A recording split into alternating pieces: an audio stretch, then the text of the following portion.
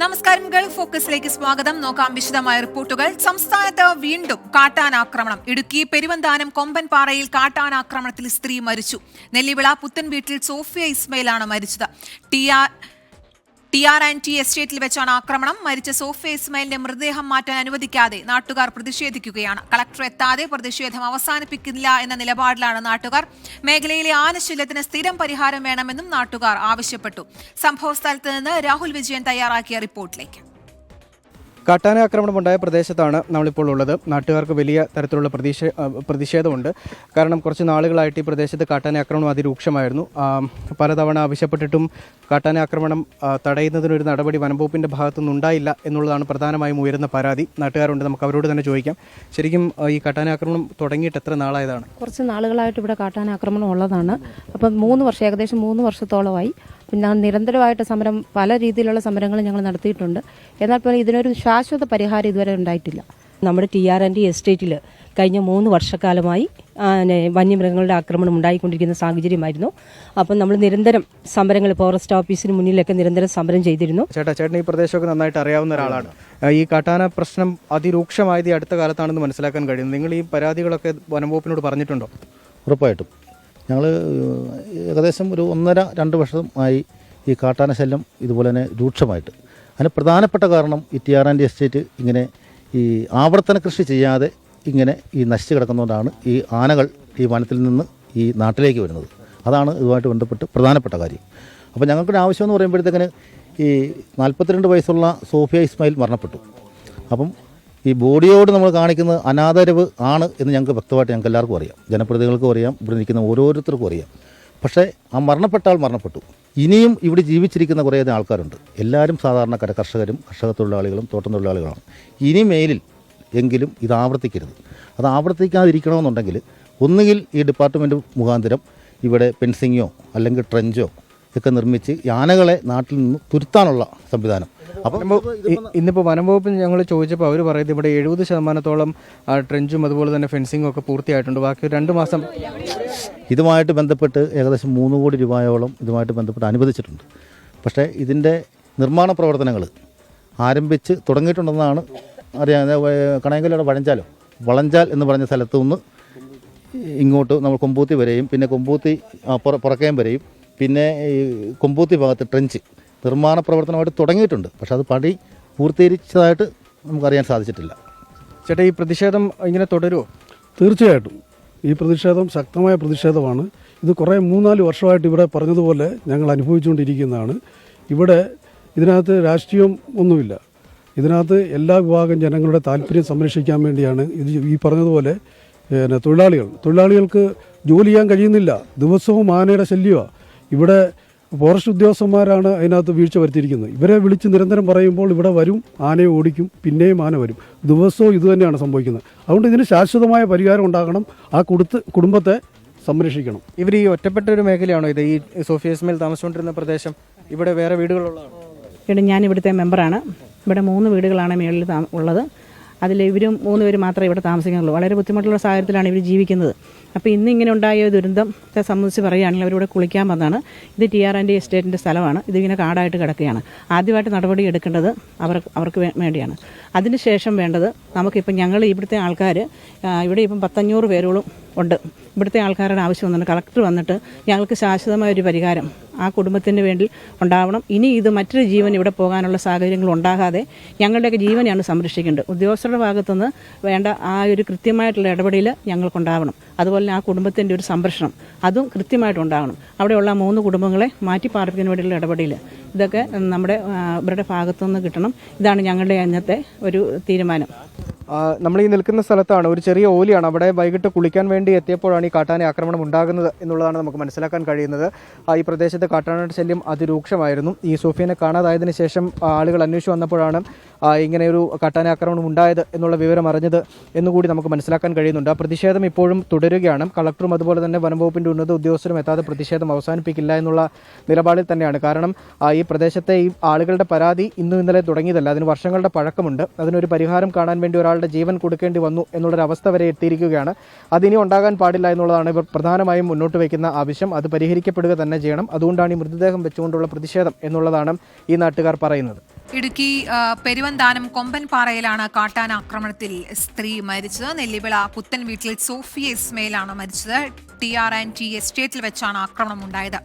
മരിച്ച സോഫിയ ഇസ്മയിലിന്റെ മൃതദേഹം മാറ്റാൻ അനുവദിക്കാതെ നാട്ടുകാർ പ്രതിഷേധിക്കുകയാണ്. കളക്ടർ എത്തണം എന്നാണ് അവരുടെ ആവശ്യം. കളക്ടർ എത്താതെ പ്രതിഷേധം അവസാനിപ്പിക്കില്ല എന്ന നിലപാടിലാണ് നാട്ടുകാർ.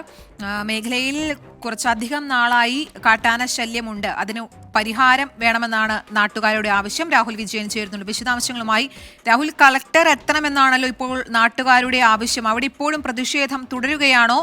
അധികൃതരുടെ ഭാഗത്ത് നിന്ന് എന്തെങ്കിലും വിവരം ലഭ്യമായിട്ടുണ്ടോ? കളക്ടർ സ്ഥലത്തെത്തുമോ തുടങ്ങിയ കാര്യങ്ങളിൽ? പ്രതിഷേധം ഇപ്പോഴും തുടരുകയാണ്. കളക്ടറും സബ് കളക്ടറും അതുപോലെ തന്നെ വനംവകുപ്പിന്റെ ഉന്നത ഉദ്യോഗസ്ഥരും എത്താതെ പ്രതിഷേധം അവസാനിപ്പിക്കില്ല. മൃതദേഹം പോസ്റ്റ്മോർട്ടത്തിനായി മാറ്റാൻ ഇവിടെ നിന്ന് എടുക്കാൻ അനുവദിക്കില്ല എന്നുള്ളതാണ് നാട്ടുകാർ പറയുന്നത്. ആ തീരുമാനത്തിൽ ഒരു വിട്ടുവീഴ്ചയും ഇല്ല എന്നുള്ളതാണ്. കാരണം ആദ്യമേ മുതൽ നമ്മൾ സൂചിപ്പിക്കുന്നതാണ്, ഇവിടെ കാട്ടാനാക്രമണം ഇത് ആദ്യത്തെ സംഭവമല്ല. കാട്ടാന സ്ഥിരമായുള്ള ഒരു മേഖലയാണ്. കഴിഞ്ഞ 4 കൊല്ലം മാത്രമേ ആയിട്ടുള്ളൂ ഈ മേഖലയിലേക്ക് കാട്ടാനകൾ എത്താൻ തുടങ്ങിയിട്ട്. അത് പലതവണയായിട്ട് വനംവകുപ്പ് പരാതി പറഞ്ഞിട്ടുള്ളതാണ്. അതൊരു ശാശ്വത നടപടി അല്ലെങ്കിൽ ഒരു പരിഹാരം ഉണ്ടാകാത്തതിന്റെ പ്രതിഷേധം കൂടി ഈ ഘട്ടത്തിൽ നാട്ടുകാർ മുന്നോട്ട് വെക്കുന്നുണ്ട്. എന്തായാലും ആളുകൾ കൂടിയിട്ടുണ്ട്. നാട്ടുകാരെല്ലാവരും തന്നെ ഇവിടെ തടിച്ചുകൂടിയിരിക്കുകയാണ്. കളക്ടർ എത്താതെ ഇതിൽ ഈ കാട്ടാന ആക്രമണത്തിന്റെ ഒരു പശ്ചാത്തലത്തിൽ ഈ പ്രദേശത്ത് ഒരു സുരക്ഷ ഒരുക്കണമെന്നുള്ള ഈ നാട്ടുകാരുടെ ആവശ്യത്തിന് ഒരു തീരുമാനം ഉണ്ടാകാതെ മൃതദേഹം വിട്ടു നൽകില്ല എന്നുള്ളതാണ് അറിയിക്കുന്നത്. ശ്രീ രാഹുൽ വിജയനാണ് വിവരങ്ങൾ നൽകിയത്. അടച്ചുറപ്പില്ലാത്ത വീട്ടിലാണ് താമസിക്കുന്നതെന്നും കാട്ടാന ശല്യത്തെക്കുറിച്ച് വനംവകുപ്പിൽ പരാതിപ്പെട്ടിരുന്നുവെന്നും എന്നാൽ നടപടി ഉണ്ടായില്ല എന്നുമാണ് മരിച്ച സോഫിയുടെ ഭർത്താവ് ഇസ്മയിലിന്റെ പ്രതികരണം. അതിലേക്ക് നമ്മൾ പറഞ്ഞാലും ഫോറസ്റ്റുകാർ രാവിലെ വിളിച്ച് പറഞ്ഞു. എന്നിട്ട് ഫോറസ്റ്റുകാർ ഇവിടെ വന്നിട്ടുമില്ല, തിരിഞ്ഞു നോക്കിയിട്ടുമില്ല. ആനയില്ലായിരുന്നു. പക്ഷേ വന്നപ്പോഴത്തേക്ക് ഞങ്ങൾ വരുന്ന മുമ്പ് എൻ്റെ മോൻ കയറി വന്നിട്ട് എൻ്റെ അടുത്ത് ചോദിച്ച് അമ്മച്ചിയെ കണ്ടില്ലെന്ന് പറഞ്ഞു. മോനെ അവിടെ നോക്കും, മോനെ അവിടെ കാണുമെന്ന് പറഞ്ഞു. പറഞ്ഞപ്പോഴത്തേക്ക് അവൻ അവിടെ വരെ പോയി. ആ ജീപ്പ് നിൽക്കുന്ന അവിടെ വരെ പോയിട്ട് വന്നിട്ട് ഞാൻ പറഞ്ഞ് കണ്ടില്ലല്ലോ എന്ന് പറഞ്ഞു. അപ്പോൾ ഞാൻ പറഞ്ഞു ഇങ്ങോട്ട് പോയി നോക്കാൻ പറഞ്ഞപ്പോൾ അവിടെ നിന്ന് കുളിക്കാനായിട്ട് അവൻ ഇറങ്ങിയപ്പോൾ അവിടെ നിന്ന് ഇങ്ങോട്ട് ഇവിടെ വന്നപ്പോഴത്തേക്ക് ആന ചവിട്ടിയിട്ടേക്കുന്നത് ഇതിനെ കണ്ടപ്പോഴത്തേക്ക് മോൻ കിടന്ന് കാര്യപ്പോഴത്തേക്ക് ഞാൻ മേഴി നിൽക്കുമായിരുന്നു, വെള്ളം കോരിക്കൊണ്ട് നിൽക്കുമായിരുന്നു. ഇവൻ കാര്യപ്പോഴത്തേക്ക് ഭയങ്കര കാഴ്ചയാണല്ലോ എന്ന് പറഞ്ഞ് ഞാൻ കാട്ടിൽ കൂടെ ഇറങ്ങി ഓടി വന്നപ്പോഴത്തേക്ക് അമ്മ മരിച്ചു പോയെത്താന്ന് പറഞ്ഞ് അവൻ ഇറങ്ങാൻ നോക്കി. ഞാൻ അവനെ പിടിച്ച് മാറ്റിയിട്ട് അമ്മയ്ക്കൊന്നും സംഭവിച്ചില്ല മോനെന്ന് പറഞ്ഞ് അപ്പുറത്ത് കൊണ്ട് ഇരുത്തിയിട്ട് വന്ന് നോക്കിയപ്പോഴത്തേക്ക് അവർ മരിച്ചിരിക്കുകയായിരുന്നു. കൈയൊക്കെ തൊട്ട് നോക്കിയപ്പോഴത്തേക്ക് ശരീരം മൊത്തം തണുത്ത് മരിച്ചിരിക്കുകയായിരുന്നു. അപ്പോൾ നോക്കിയപ്പോഴത്തേക്ക് ആന ചവിട്ടിയ പാടും മോന്തയ്ക്കൊക്കെ പാടുമൊക്കെ ഉണ്ട്.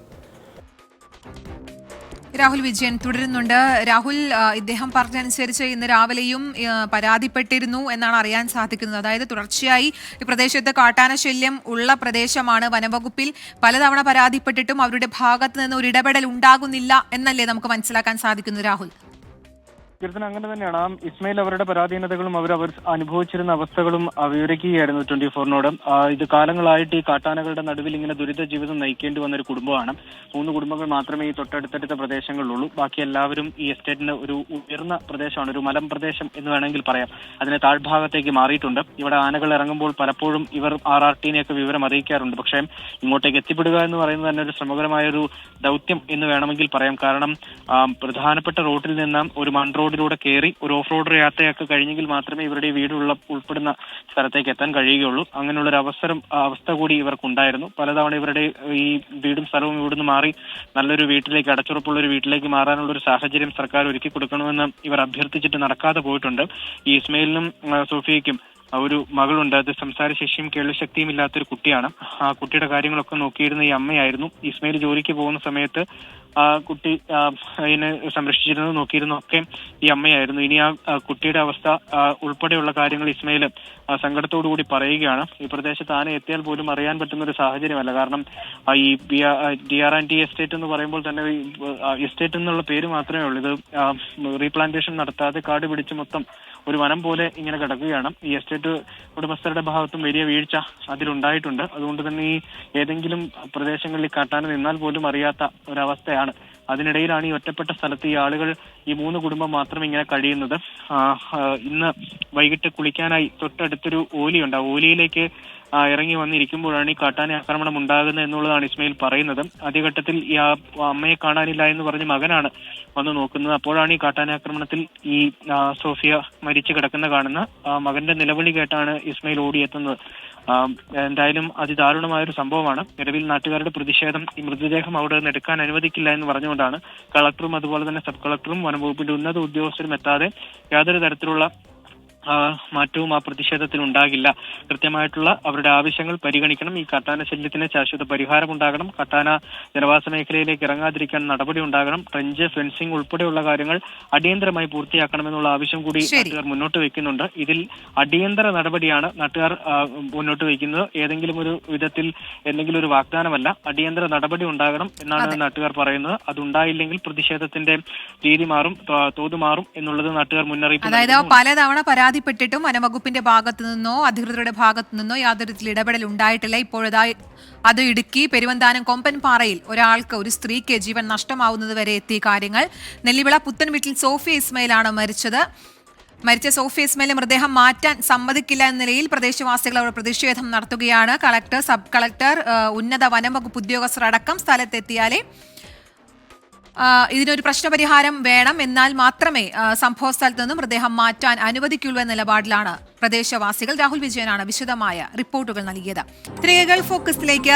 AI ഉച്ചകോടിയിൽ പങ്കെടുക്കാൻ പ്രധാനമന്ത്രി നരേന്ദ്രമോദി ഫ്രാൻസിൽ. 3 ദിവസത്തെ ഫ്രാൻസ് സന്ദർശനത്തിൽ പ്രസിഡന്റ് ഇമ്മാനുവൽ മാക്രോണുമായി നരേന്ദ്രമോദി ഉഭയകക്ഷി ചർച്ച നടത്തും. ഫ്രാൻസ് സന്ദർശനത്തിനു ശേഷം മോദി US സന്ദർശനത്തിനായി പുറപ്പെടും. ഫ്രാൻസിൽ നടക്കുന്ന AI ഉച്ചകോടിയിൽ ഇന്ത്യ സഹ അധ്യക്ഷ സ്ഥാനം വഹിക്കും. AI സാങ്കേതികതയുടെ വികസനത്തിനായും AI-യുടെ ദുരുപയോഗം തടയുന്നതിനുമുള്ള നിർണായക തീരുമാനങ്ങൾ ഉച്ചകോടിയിൽ ഉണ്ടാകും. ഇന്ത്യ ഫ്രാൻസ് ബന്ധം കൂടുതൽ ശക്തിപ്പെടുത്തുന്നതിനായി പ്രസിഡന്റ് ഇമ്മാനുവൽ മാക്രോണുമായി പ്രധാനമന്ത്രി നരേന്ദ്രമോദി ഉഭയകക്ഷി ചർച്ച നടത്തും. മാർസെയ് നഗരത്തിലെ പുതിയ ഇന്ത്യൻ കോൺസുലേറ്റിന്റെ ഉദ്ഘാടനവും പ്രധാനമന്ത്രി നിർവഹിക്കും. മറ്റന്നാൾ ഫ്രാൻസിൽ നിന്ന് നരേന്ദ്രമോദി US-ലേക്ക് പുറപ്പെടും. US സന്ദർശനത്തിൽ സാങ്കേതിക വിദ്യ, വ്യാപാരം, പ്രതിരോധം, ഊർജം തുടങ്ങിയ മേഖലകളിലെ പങ്കാളിത്തം കൂടുതൽ ഉയരങ്ങളിലേക്ക് എത്തുമെന്ന് പ്രധാനമന്ത്രി നരേന്ദ്രമോദി പ്രസ്താവനയിൽ പറഞ്ഞു. ഇരു രാജ്യങ്ങളിലെയും ജനങ്ങളുടെ അഭിവൃദ്ധിക്കായും ലോകത്തിന്റെ മികച്ച ഭാവിക്കായും ഞങ്ങൾ രണ്ടുപേരും ഒരുമിച്ച് പ്രവർത്തിക്കുമെന്നും നരേന്ദ്രമോദി. ഇന്ത്യൻ കുടിയേറ്റക്കാരോട് മോശമായി പെരുമാറിയതിൽ ട്രംപുമായുള്ള കൂടിക്കാഴ്ചയിൽ വിഷയം പ്രധാനമന്ത്രി ഉന്നയിക്കുമെന്നാണ് വിവരം. 12-13 തീയതികളിലാണ് മോദിയുടെ US സന്ദർശനം. 24 ഡൽഹി. ബന്ദികളെ വിട്ടയക്കുന്നത് തൽക്കാലത്തേക്ക് നിർത്തിവെച്ച് ഹമാസ്. ഇസ്രയേൽ വെടിനിർത്തൽ കരാർ വ്യവസ്ഥകൾ ലംഘിച്ചെന്ന ആരോപണം. മുൻധാരണ പ്രകാരം ശനിയാഴ്ച ബന്ദികളെ വിട്ടയക്കില്ല. ഇനി ഒരറിയിപ്പുണ്ടാകുന്നതുവരെ ബന്ദികളെ വിട്ടയക്കില്ലെന്ന് ഹമാസ് വക്താവിന്റെ എക്സ് പോസ്റ്റ്. ഹമാസ് ആയുധ വിഭാഗമായ ഗസാം ബ്രിഗേഡ്സിന്റേതാണ് പോസ്റ്റ്. ഏത് അടിയന്തര സാഹചര്യവും നേരിടാൻ ജാഗ്രത പാലിക്കണമെന്ന് ഇസ്രയേൽ പ്രതിരോധ മന്ത്രി സൈനികർക്ക് നിർദ്ദേശം നൽകി.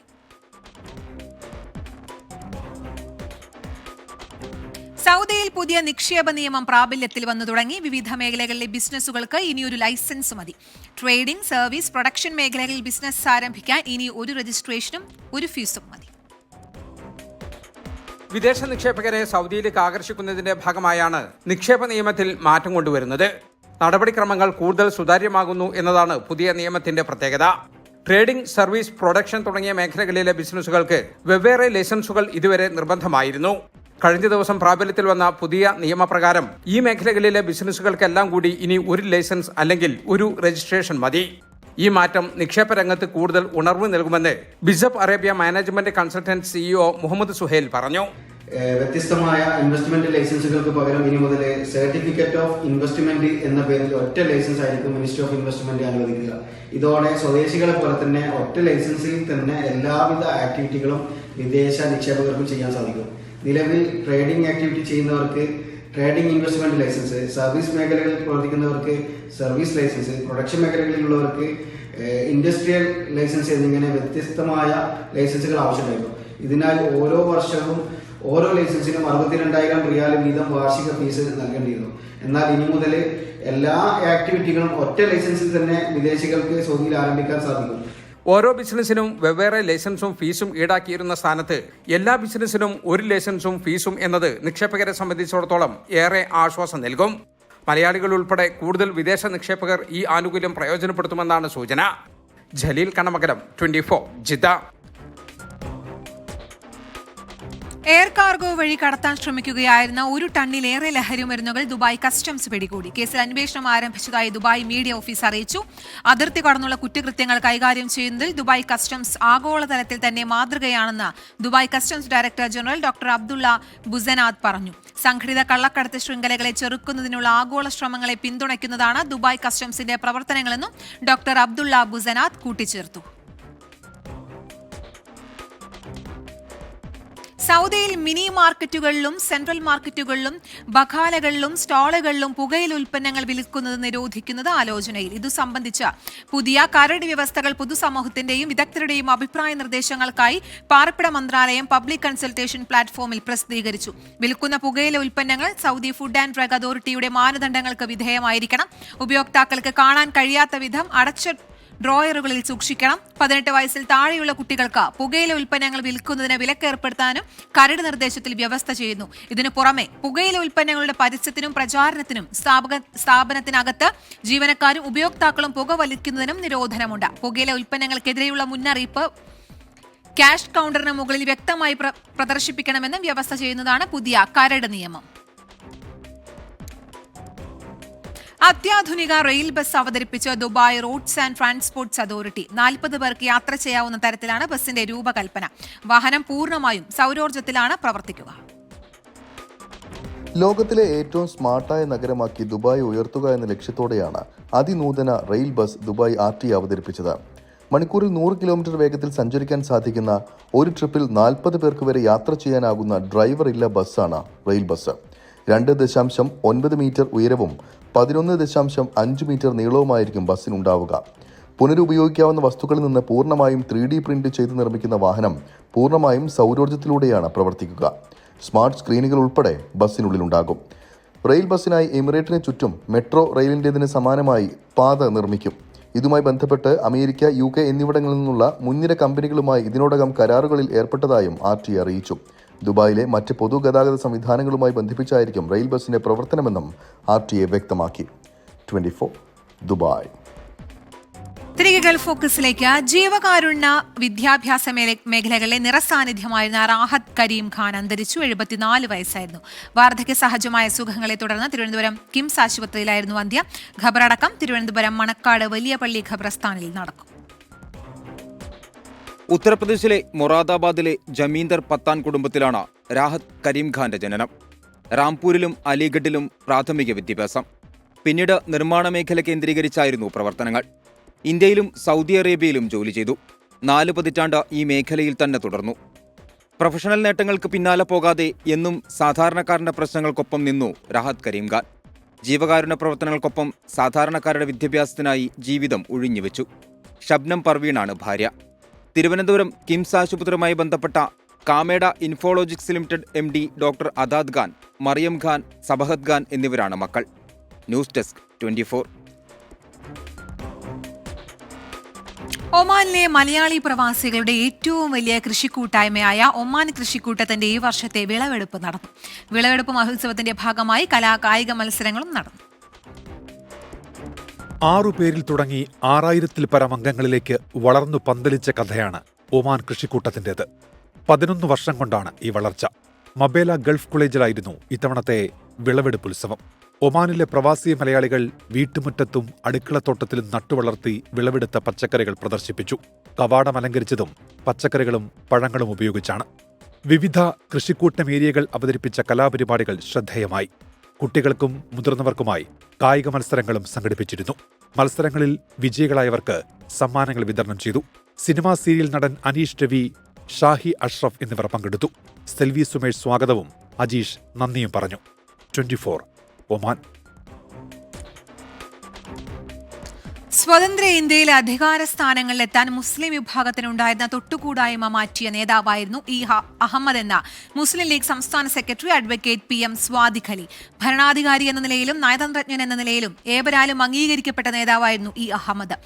റിയാദ് KMCC സെൻട്രൽ കമ്മിറ്റി ബദ്ഹയിൽ സംഘടിപ്പിച്ച അനുസ്മരണ സമ്മേളനത്തിൽ സംസാരിക്കുകയായിരുന്നു advocate PM Swadiq Ali. Saudi KMCC national committee vice president Usman Ali Palathingal ഉദ്ഘാടനം ചെയ്തു. KMCC central committee president CP Musthafa അധ്യക്ഷത വഹിച്ചു. Saudi KMCC national committee vice president VK Muhammad, national committee secretariat അംഗങ്ങളായ മുജീബ് ഉപ്പട, മൊയ്തീൻ കുട്ടി Thennala, Muhammad Vengara, central committee organising secretary Sathar Thamarath, vice president Majid Payyanur, secretary Shameer Parambath എന്നിവർ പ്രസംഗിച്ചു. ജാഫർ തങ്ങൾ കൊടുവള്ളി ഖിറാഅത്ത് നിർവഹിച്ചു. Central committee general secretary Shuvai Panangangara സ്വാഗതവും സെക്രട്ടറി സിറാജ് മേടപ്പിൽ നന്ദിയും പറഞ്ഞു. പരിപാടിക്ക് സെൻട്രൽ കമ്മിറ്റി ഭാരവാഹികളായ അബ്ദുറഹ്മാൻ ഫറൂഖ്, അഡ്വക്കേറ്റ് അനീർ ബാബു, നാസർ മാങ്കാവ്, അഷ്റഫ് കൽപ്പകഞ്ചേരി, ജലീൽ തിരൂർ, നജീബ് നല്ലാങ്കണ്ടി, കബീർ വയലത്തൂർ, ഷംസു പെരുമ്പട്ട, PC മജീദ് എന്നിവർ നേതൃത്വം നൽകി. ഗൾഫ് ഫോക്കസ് പൂർണ്ണമാവുകയാണ്. Good night.